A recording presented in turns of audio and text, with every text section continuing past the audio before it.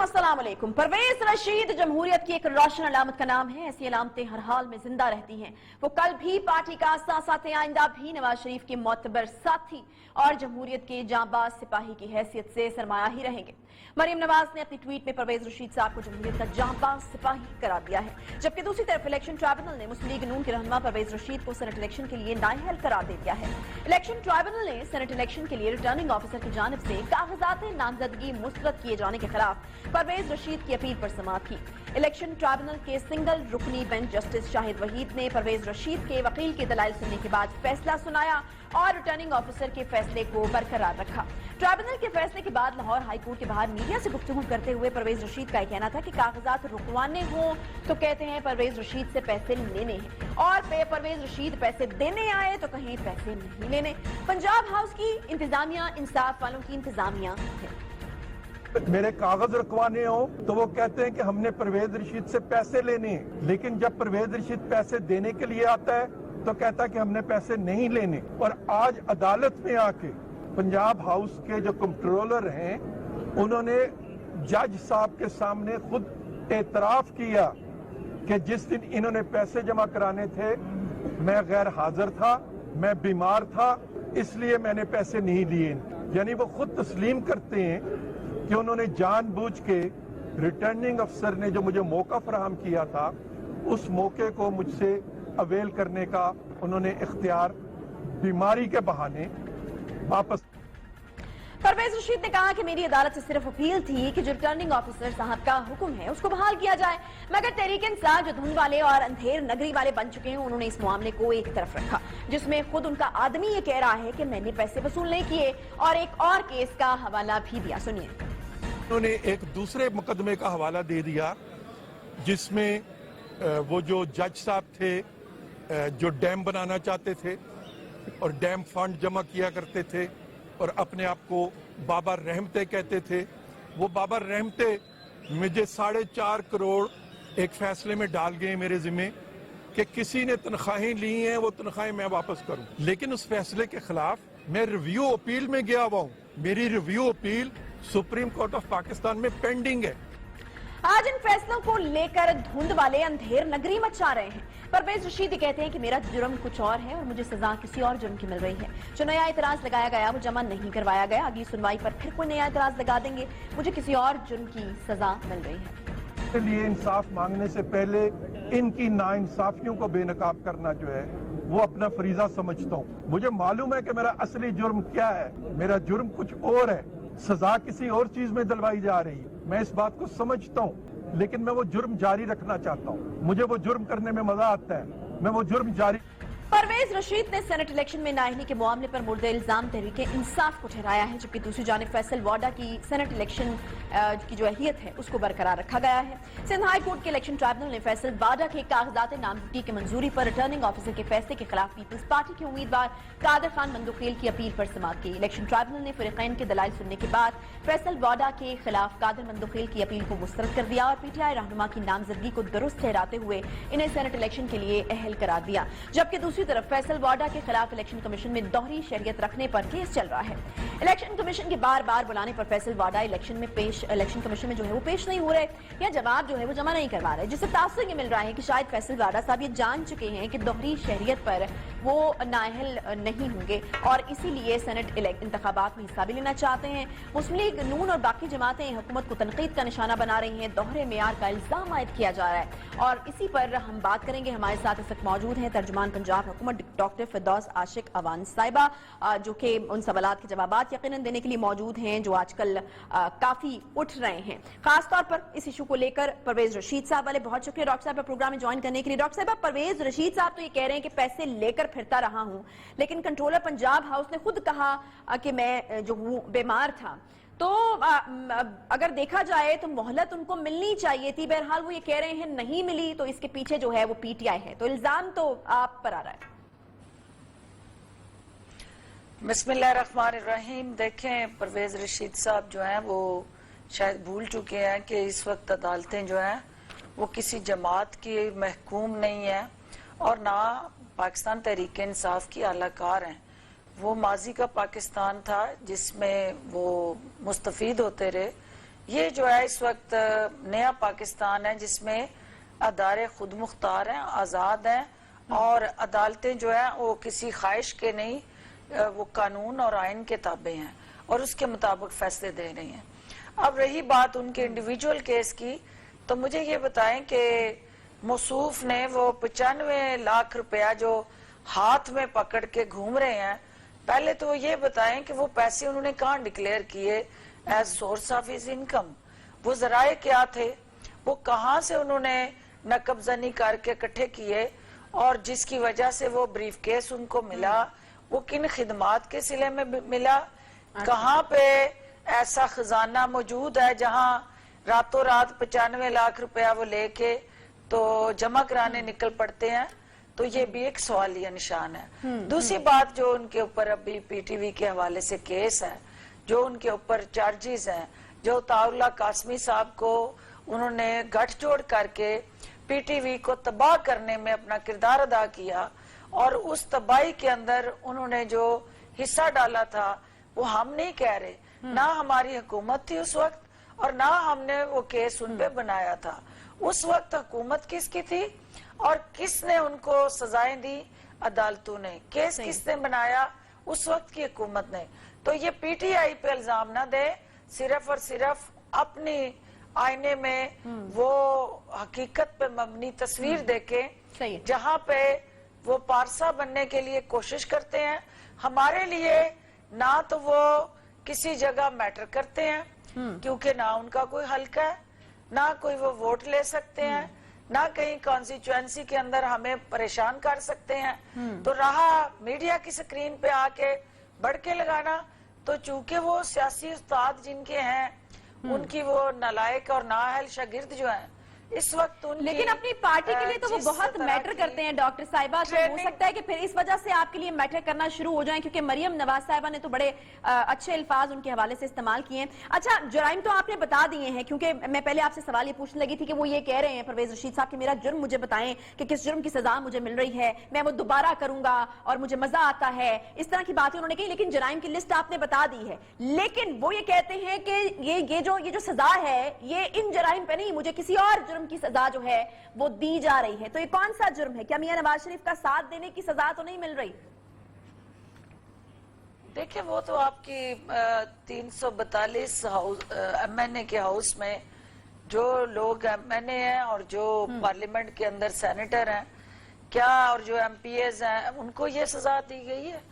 یہ ایک پروپیگنڈا ہے، یہ صرف اور صرف ایک فیس سیونگ ہے، اور یہ مظلوم بننے کی وہ روایتی داستان ہے جو ہمیشہ نون لیگ نے بیان کی ہے، اور ہمدردیاں سمیٹنے کا یہ ڈکوسلا ہے کہ صرف اور صرف اپنی قیادت کے سامنے جو خوشامدی عناصر تھے، جو درباری تھے اور جو شاہی خاندان کے ذاتی ملازم تھے، وہ اب اپنی وفاداریاں ثابت کرنے کے لیے اس قسم کی اگر داستان مظلومیت کی بیان کر کے جب وہ رام کرنے میں مصروف عمل ہے تو حکومت کا اس سے کوئی لینا دینا نہیں ہے۔ وہ نہ 3 میں ہے نہ 13 میں ہے، نہ ہمیں میٹر کرتے ہیں۔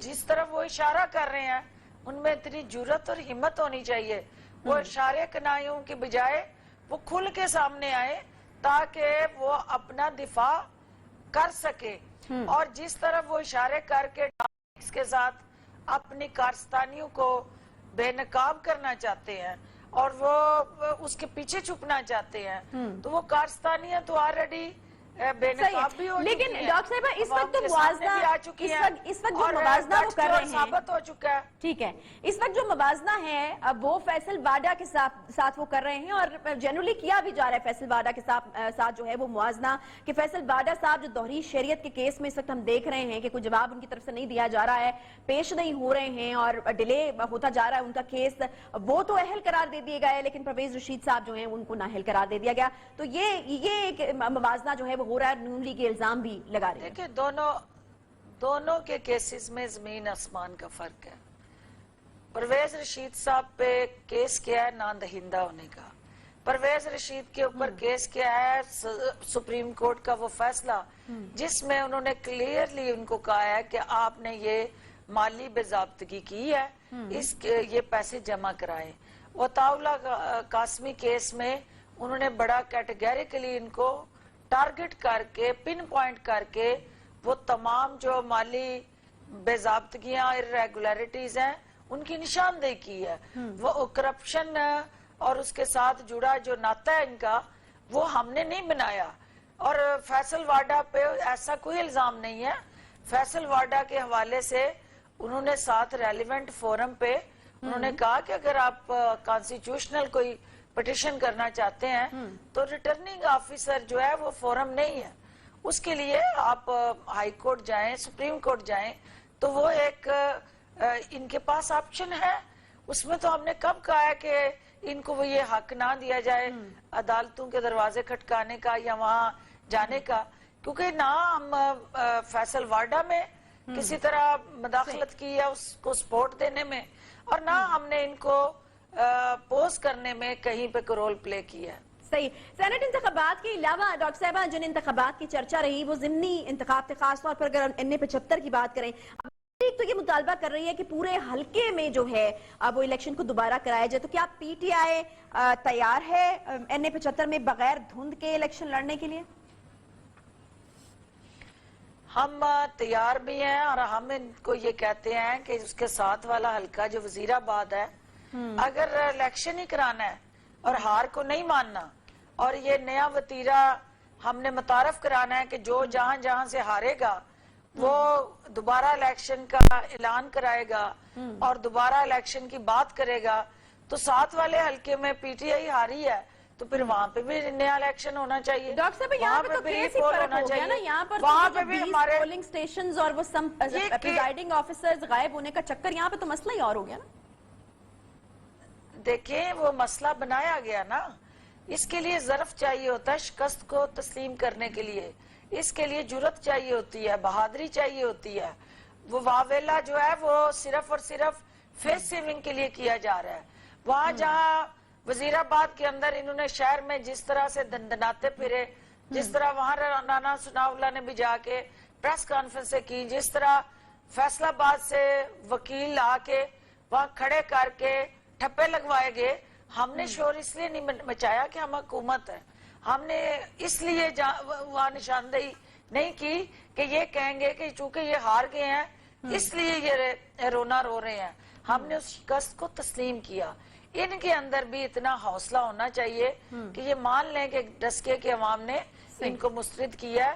جن 20 پولنگ سٹیشنز کی یہ بات کر رہے ہیں اس پہ 16 پولنگ سٹیشن پہ PTI اور 4 پہ یہ جیتے ہیں, اور ان 16 پولنگ سٹیشن جو ہے وہ ہمارے کینڈیڈیٹ کے گھر کی یونین کاؤنسلز ہیں, اور وہاں پہ 2018 میں بھی PTI واضح اکثریت سے جیتی ہے, اور وہاں 2018 کے الیکشن میں PMLN بری طرح پیٹی ہے.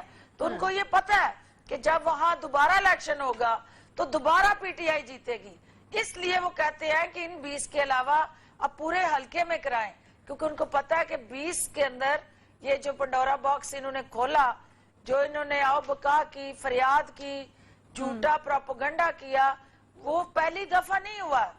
آپ کو بھی پتا ہے کہ جب 2018 کا الیکشن ہوا 3 دن لگے رزلٹ آنے میں. اس سے پہلے بھی کئی الیکشنز ہیں جو 4 دن رزلٹ حتمی آنے میں پریزائڈنگ آفیسر تک پہنچنے میں ٹائم لگتا رہا. یہاں تو چند گھنٹے کی بات ہوئی ہے, اور یہ چند گھنٹے حقیقتاً وہاں پہ موسم تھا خراب, اور جتنے میڈیا کے یعنی آپ کہہ رہے ہیں کہ جو بھی جواز دیے گئے بھی دشواری تھی. ٹھیک ہے, پریزائڈنگ آفیسرز کی طرف سے وہ بالکل ٹھیک ہے, آپ یعنی ان کو ڈیفینڈ کر رہی ہیں. ٹھیک ہے جی, آپ کا موقف اس کے اوپر آ گیا. اچھا ڈاکٹر صاحب, یہ جیسے جیسے سینٹ کے الیکشن قریب آ رہے ہیں ناراضگیاں یا ناراض اراکین یا کچھ اس طرح کی چیزیں سامنے آتی ہیں, جیسا بلوچستان سے ہم دیکھ رہے ہیں کہ یار محمد رند صاحب جو ہیں وہ ناراض ہیں. پھر سندھ سے لیاقت جتوئی صاحب یہ کہہ رہے ہیں کہ سیف اللہ ابڑو کو 35 کروڑ میں ٹکٹ جو ہے وہ بیچا گیا ہے. تو سینٹ انتخابات سے پہلے اپنے ہی لوگوں کے اس طرح کے گلے شکوے, یقیناً PTI کی پریشانیاں تو بڑھ رہی ہیں.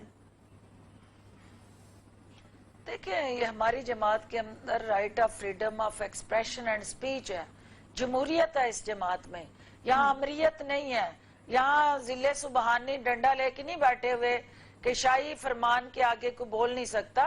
یہاں جمہوری رویے ہیں, جمہوری کلچر ہے, پارٹی کے فیصلوں پہ لوگ آواز بھی اٹھاتے ہیں, اپنی رائے بھی دیتے ہیں, اپنے تحفظات کا اظہار بھی کرتے ہیں, لیکن لیڈرشپ کا فیصلہ حتمی مانتے بھی ہیں. لہٰذا پی ٹی آئی کے اندر چونکہ یہ جو آپ کو آوازیں سنائی دیتی ہیں, یہ اس بات کی عکاسی کرتی ہیں کہ ہماری جماعت کے اندر جمہوریت کی نہ صرف آبیاری ہوئی ہے, بلکہ لیڈرشپ کے اندر مخالف بیانیے کو سننے کا حوصلہ بھی ہے, اور ہم ان آوازوں کو طاقت پہ کچلتے نہیں, دباتے نہیں, ان کو سنتے ہیں, اور الٹیمیٹلی کنسلٹیشن سے, ڈسکشن سے, نیگوسیشن سے ان ایشوز کو ہم سیٹل کرتے ہیں. ٹھیک ہے جی, بہت شکریہ. ڈاکٹر فردوس عاشق اوان صاحبہ اس ٹیکنگ کریڈٹ اس چیز کا کہ اگر ناراض اراکین ہیں یا کوئی گلے شکوے سامنے آ رہے ہیں تو یہ شاید پی ٹی آئی کے اندر ایک جمہوری روایت ہے جس میں لوگ جو ہیں وہ اپنے جو اندر خدشات ہیں یا پھر کوئی بھی گلے شکوے ہیں ان کا اظہار جو ہے بہرحال کر سکتے ہیں. لیکن یہ تو کسی طور بھی نہیں بھولا جا سکتا کہ اگر اس طرح کے گلے شکوے اور شکایات بڑھنے لگیں تو پھر کسی بھی الیکشن کو لے کر جو ہے وہ چیلنجز کسی پارٹی کے لیے سامنے ضرور آ سکتے ہیں. چھوٹا سا مجھے یہاں پہ بریک لینے, بریک کے بعد واپس آتے ہیں ساتھ میں.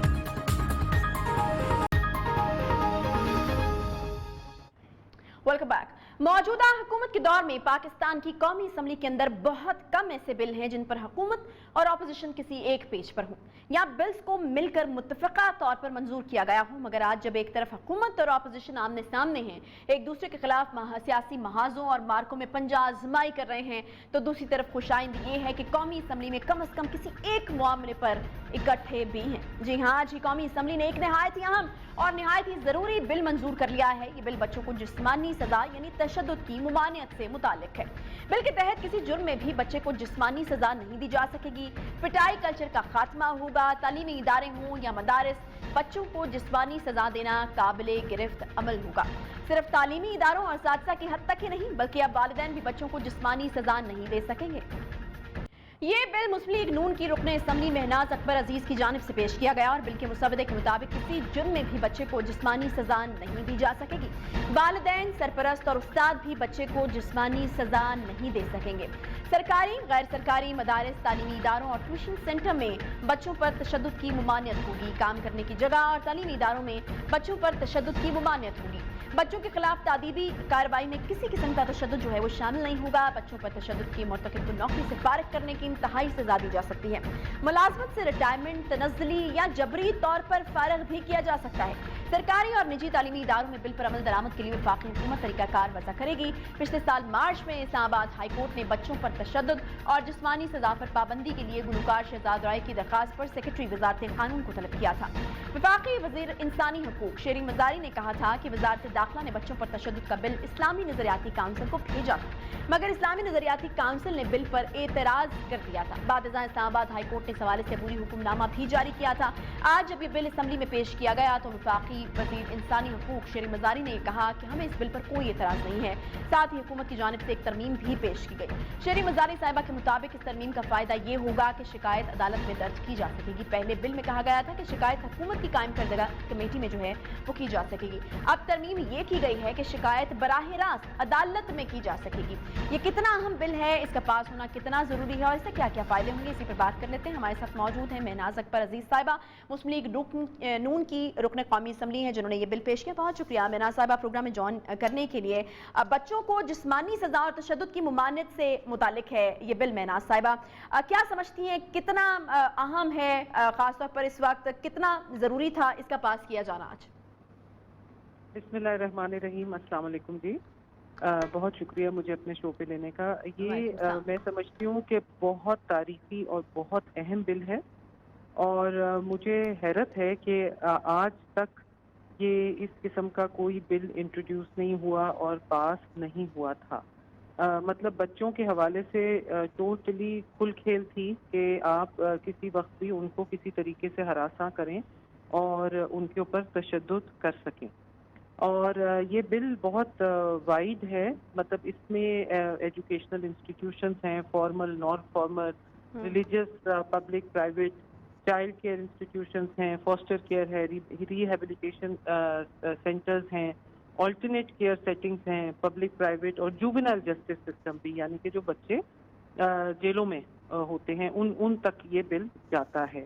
اور میں سمجھتی ہوں کہ آج تو بچوں کا دن ہے اور بچوں کو اس دن کے اوپر بہت خوش ہونا چاہیے، اور ہم او کرتے ہیں، یہ بچوں کا حق ہے کہ ہم بچوں کے بارے میں ایوان میں بات کریں، اور ان کے جو حقوق ہیں، کیونکہ وہ وائس لیس ہوتے ہیں، بچے جو ہوتے ہیں ان کی آواز ایوانوں تک نہیں پہنچتی ہے، تو ہم بہت ضروری تھا اور بہت خوش آئند دن ہے آج کہ یہ بل منظور ہوا ہے نیشنل اسمبلی سے، اور میں سمجھتی ہوں کہ یہ بہت ضروری ہے کہ باقی جو ہمارے صوبے ہیں، یہ سندھ میں پاس ہو چکا ہے مگر امپلیمنٹ نہیں ہو رہا، اور باقی جو صوبے ہیں خیبر پختونخوا، پنجاب اور بلوچستان، AJK بھی انکلوڈیڈ، ان میں بھی اس کا عمل درآمد شروع ہو جانا چاہیے، بہت ضروری ہے۔ ٹھیک ہے، اچھا اب ہم نے دیکھا ہے کہ صورتحال کچھ اس طرح کی بنی ہوئی ہے کہ حکومت اور اپوزیشن جو ہیں وہ آمنے سامنے ہے، مختلف مسائل پر کھینچا تانی جو ہے وہ چل رہی ہے، لیکن آج بڑی خوشائند بات اس بل کی صورت میں ہم نے دیکھی کہ اس پر جو ہے وہ کسی کو اعتراض نہیں تھا اور متفقہ طور پر جو ہے یہ بل منظور کر لیا گیا، یعنی عوامی مفاد کے کسی ایک معاملے پر تو چلو جو ہے ایک موقف جو ہے وہ سامنے آیا، تو بڑی خوشائند بات ہے آج اس بل کے حوالے سے۔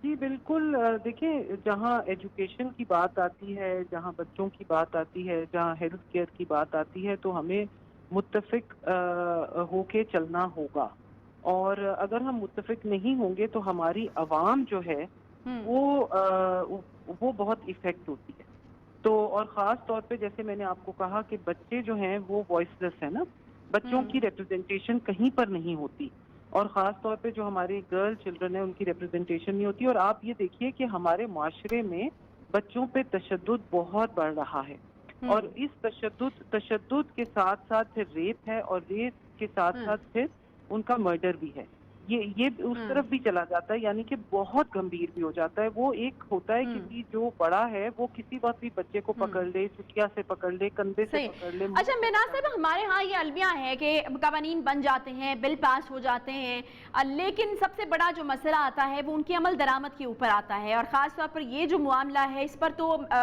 مائنڈ سیٹ جو ہے وہ بدلنا یا اس کا تبدیل ہونا سب سے پہلے زیادہ ضروری ہے، اگر ہم چاہتے ہیں کہ اس پر اسی طریقے سے عمل درآمد ہو اس کی روح کے مطابق، تو وہ اس کے لیے کیا کرنا ہوگا ہمیں؟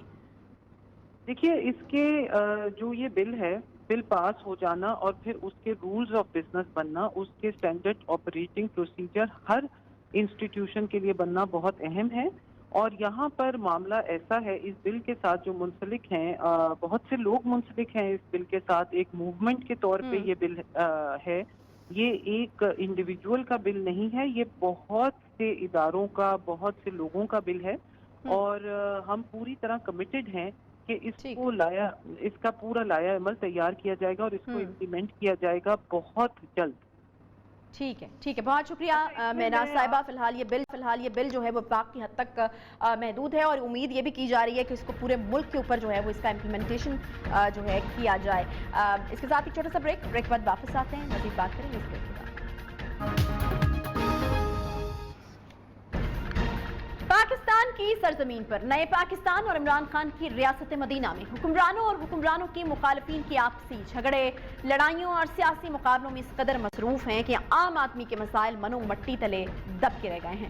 پاکستان کے عام آدمی کو درپیش مسائل کیا ہیں، کیوں ہیں، کب ختم ہونے ہیں، کیسے ختم ہونے ہیں اور کس نے ختم کرنے ہیں، شاید یہ ایوان اقتدار میں بیٹھنے والوں کے لیے کوئی اہم موضوع ہی نہیں ہے۔ ملک بھر میں غریب اور نادار افراد ہی نہیں بلکہ مڈل کلاس سے تعلق رکھنے والا طبقہ بھی حکومتی سرپرستی نہ ہونے کے سبب بے یقینی اور افراتفری کا شکار ہو کر ذہنی اور دماغی الجھنوں کا شکار ہوا ہے۔ مسائل جیسے بھی ہوں، حل نظر نہ آنے کے سبب لوگ خودکشیاں کرنے لگے ہیں، اپنی جانیں دینے لگے ہیں، تو کسی طرف اگر دیکھیں تو ایک دوسرے کی جانیں بھی لینے لگے ہیں۔ کبھی پتہ چلتا ہے کہ کسی شوہر نے بیوی کا قتل کر دیا ہے، تو کہیں بیوی اپنے سہاگ کو خود موت کے گھاٹ اتار رہی ہے۔ گھریلو تنازعات اور مسائل کی آڑ میں والدین اپنے کم سن بچوں کو اپنے ہاتھوں سے قتل کرنے پر تل چکے ہیں۔ ایسے والدین کو سنگ دل کہنا ہے یا پھر مجبور کہنا ہے، پتہ نہیں چل رہا۔ مدعا تعلیم نہ ہونے پر ڈالنا ہے یا حکومتی سرپرستی نہ ہونے پر؟ ذمہ داری اور ذمہ دار کا تعین کیسے ہونا ہے یہ تو معلوم نہیں، مگر حقیقت یہی ہے کہ اب ایسے واقعات मामूली वाक़े से बढ़कर कुछ नहीं है, बल्कि तशवीशनाक बात तो ये है कि ऐसे अफसोसनाक वाक़यात में रोज़ बरोज़ इजाफा हो रहा है। ऐसे ऐसे हौलनाक और अमनाक किस्से सामने आते हैं कि अक्ल दंग रह जाती है और इंसान महज सोचता रह जाता है कि आखिर ये नौबत आई कैसे होगी, कोई इतना बेरहम कैसे हो सकता है, कोई इतना सफाक कैसे हो सकता है।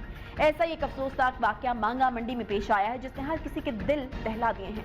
कैसे अपनी औलाद को हर किस्म की आफात और मसाइब से बचाने वाली ममता ही अपने कमसिन बच्चों की जान की दुश्मन बन सकती है। जी हाँ, मांगा मंडी कोट असदुल्ला में मुलजिमा तंजीला ने अपने 3 साल अब्दुल रहमान और 4 साल फैजान को पहले गला दबाकर कत्ल किया और फिर इन पर पेट्रोल छिड़क कर इन्हें आग लगा दी। इब्तिदाई तौर पर वालदा तंजीला ने मुतजाद बयान दिए, लेकिन मजीद तहकीकात पर जुर्म का एतराफ कर लिया। मुलजिमा तंजीला ने मौक़िफ़ इख्तियार किया कि इसका शौहर एक मजदूर है जो घर चलाने के यौमी अखराजात तक भी बर्दाश्त करने से कासिर है। इसी वजह से इसका अपने शौहर से झगड़ा हुआ था, जिसके बाद इसने तैश में आकर अपने 2 बेटों को मौत के घाट उतार दिया। इसी हवाले से वकास और तंजीला के तीसरे कमसिन बेटे ने बयान दिया है कि तीनों भाइयों को मां कमरे में ले गई थी और 2 भाइयों को मेरे सामने पलंग पर सिलेंडर से आग लगाई।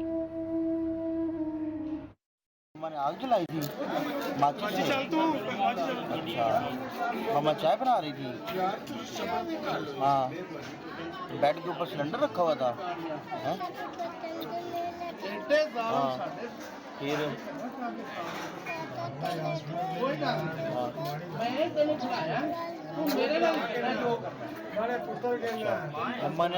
मम्मा ने आग बेड पे जलाई थी। जबकि अहले मोहल्ला का कहना है कि दोनों मियां बीवी का अक्सर ही झगड़ा होता रहता था। तंजीला अक्सर अपने खावंद को धमकी देती थी कि वो बच्चों को आग लगा देगी।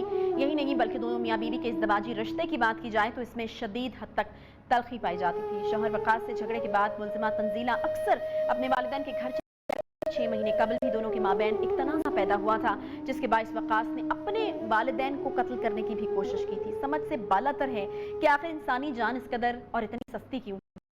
कैसे कोई भी शख्स किसी दूसरे इंसान की जान लेने पर मामूली बात अब इसको समझने लगा है, और इससे भी बढ़कर ये कि कोई कैसे अपना बेटा जो है वो अपने हाथों से अपने बेटों को आग लगा सकता है, और दूसरा ये कि कैसे कोई बेटा अपने वालिदैन की जान लेने की कोशिश कर सकता है। मुख्तलिफ पहलू हैं इस कहानी के, और कैसे कोई माँ अपनी औलाद को अपने हाथों से मौत के घाट उतार देती है, ना सिर्फ मौत के घाट उतारती है बल्कि आग में भी झोंक देती है। कोई इतना बुज़दिल कैसे हो सकता है?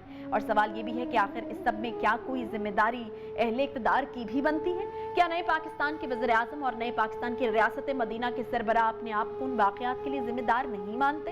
क्योंकि वो तो हज़रत उमर फारूक रज़ियल्लाहु तआला अन्हु के इस कॉल से ना सिर्फ बाखबर हैं बल्कि अपने जलसे जुलूसों में अवाम को बताते रहते हैं कि अगर दरियाए फरात के किनारे एक कुत्ता भी प्यासा मर गया तो इसके लिए भी वो जवाबदेह हैं। मगर अब इस मुल्क के हुक्मरानों से कौन जवाब मांगे कि लोग खुदकुशियां क्यों कर रहे हैं, लोग अपने बच्चों को क्यों मौत के घाट उतार रहे हैं, ज़हनी अमराज का शिकार हो रहे हैं, हालात की वजह से मुल्क के बड़े बड़े मसाइल जो है वो पैदा हो रहे हैं।